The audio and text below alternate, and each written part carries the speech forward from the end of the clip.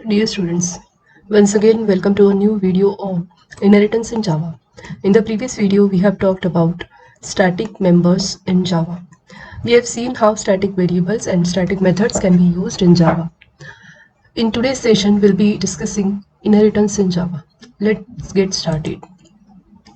First of all, we'll see the definition of inheritance. It is a mechanism in which object acquires all the properties and behaviors of a parent object. In our day-to-day life, we always come across various examples of inheritance. It is a kind of hierarchical thing wherein on the top there will be one class and we'll be making use of that class or we'll be reusing that class to create new classes. It is like extending some class with the help of some existing class. So there will be a parent-child kind of relationship. The parent class is known as a superclass and the child class is known as a subclass in Java language. Inheritance is nothing but it is useful for designing easy kind of relationship.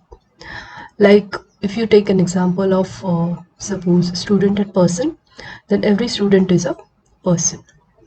So with the help of examples, we'll be having a look at details of inheritance in upcoming slides. As discussed, inheritance is used to represent easy relationship. It is also known as parent-child relationship. Before proceeding further, let us try to understand why it is important to have inheritance. The first and foremost important thing is to achieve method overriding. It is one of the most important feature of Java and it is known as runtime polymorphism also.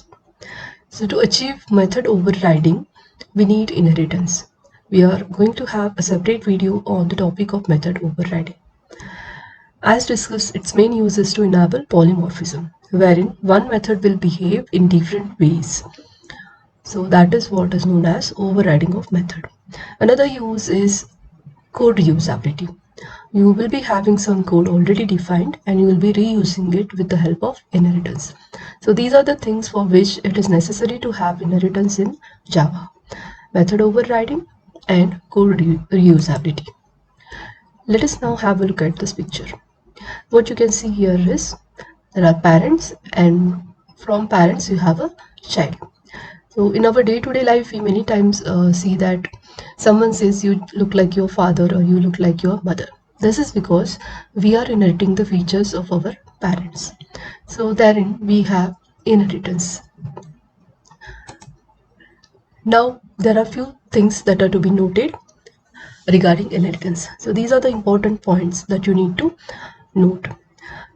In inheritance, a class which gives its members and methods is known as base or superclass or parent class, whereas the class that takes the data members and methods of its superclass is known as a subclass. It is also known as derived or child class.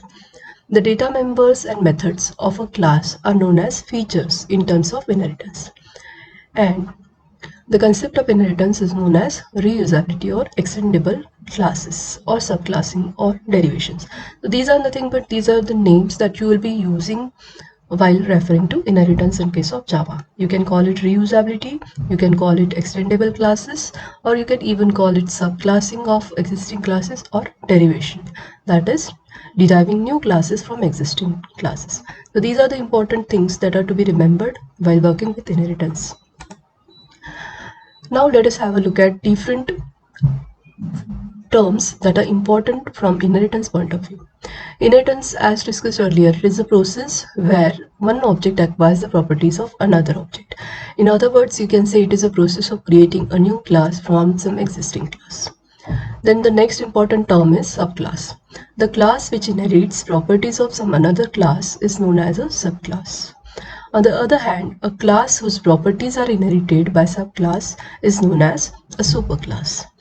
There are few keywords that you will need while implementing inheritance.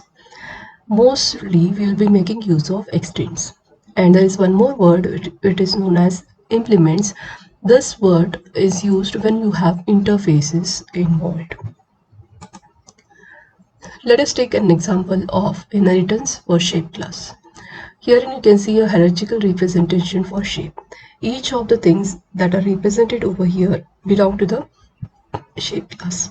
So there are three classes: line, circle and triangle, and all of them, they are child classes of the parent class shape. As discussed, inheritance is a kind of easy relationship.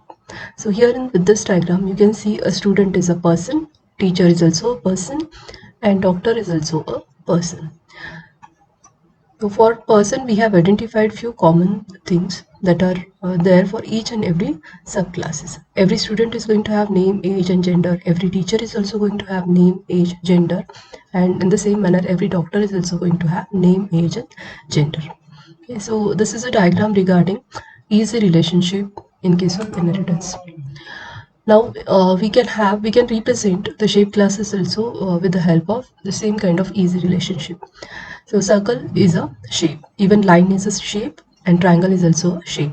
Herein we are trying to identify the common things. The color of the shape is common. Circle is going to have some color, line is also going to have some color, even triangle is going to have some color. And for each of this we will be having some set of coordinates. So these are the common things that are related to the shape. The main purpose, as discussed, of inheritance is actually reuse. So before proceeding or before actually creating new classes from existing, we need to do few things. The first thing is we need to select an existing class that is closer to the desired functionality. The next thing is you need to create a new class and you need to inherit it from the selected classes. And then you need to modify the existing classes by adding new features to it. We are going to see these all things in detail with an example. So herein, let us have a look at this example.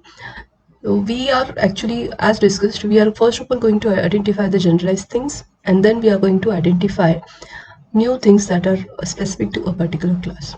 So if you take an example of different shapes for circle, line and triangle, the common things are color and coordinates, and the common methods will be draw, rotate and set color. On the other hand, there are few things that are shape specific. Like if you're talking about circle, then there will be radius. Then you will be having compute area. And the way you draw a circle also differs from the way you draw line. So by adding the circle class, we are actually identifying the specific features.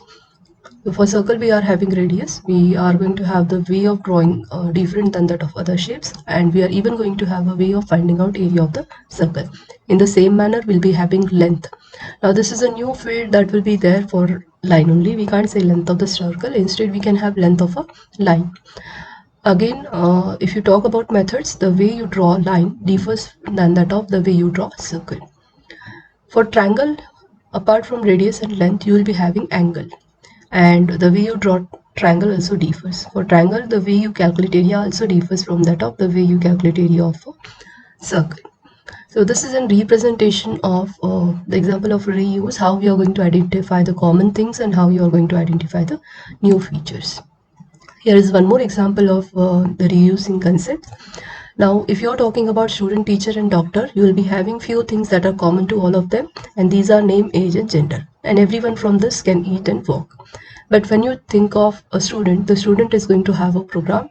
He or she will be enrolled to a program and he is going to have study here. And the student is going to study and is going to appear for the examination. On the other hand, the teacher is going to have designation and it's going to have salary. And the methods that are related to teacher are teaching and taking examination. Right. Now here you can see there is an arrow between teacher and doctor. This is because the doctor can also act as a teacher. And in that case, we are having an arrow in between these two. On the other hand, you can have one more variation to the same diagram wherein there will be a relationship between doctor and person. So this is all about the introduction to inheritance in Java programming. In the next video, we'll be talking about the concepts that are related with inheritance. These are also very much important concepts: generalization, subtyping and restriction. Thanks for watching this video.